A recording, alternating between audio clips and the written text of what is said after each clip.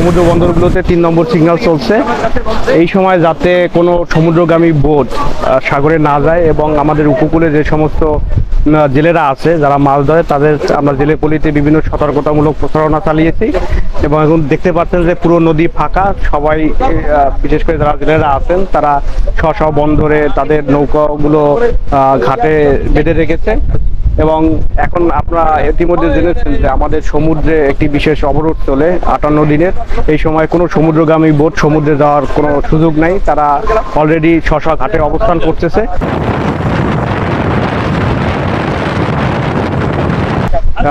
নদী এবং সাগর ফাঁকা আছে এবং আমাদের যে অ্যাওয়ারনেস প্রোগ্রাম এবং আমাদের প্রচারণা এটাও আমাদের চলমান আছে প্রশাসনের পক্ষ থেকে।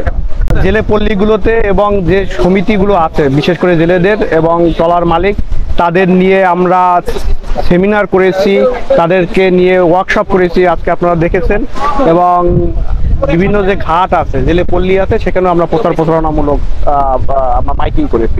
এখন তো 3 নম্বর সিগন্যাল চলছে, এর যে প্রকোপটা কতটা হতে পারে এটা এখন পর্যন্ত বোঝা যাচ্ছে না। তবে আমরা যারা আছে বিশেষ করে চাষি এবং জেলেরা তারা যাতে সচেতন থাকে এবং এই দুর্যোগ মোকাবেলা করার জন্য পূর্ব প্রস্তুতি গ্রহণ করে সে বিষয়ে আমরা মৎস্য অধিদপ্তরের পক্ষ থেকে এবং প্রশাসনের পক্ষ থেকে প্রচারণামূলক কার্যক্রম চালাচ্ছি।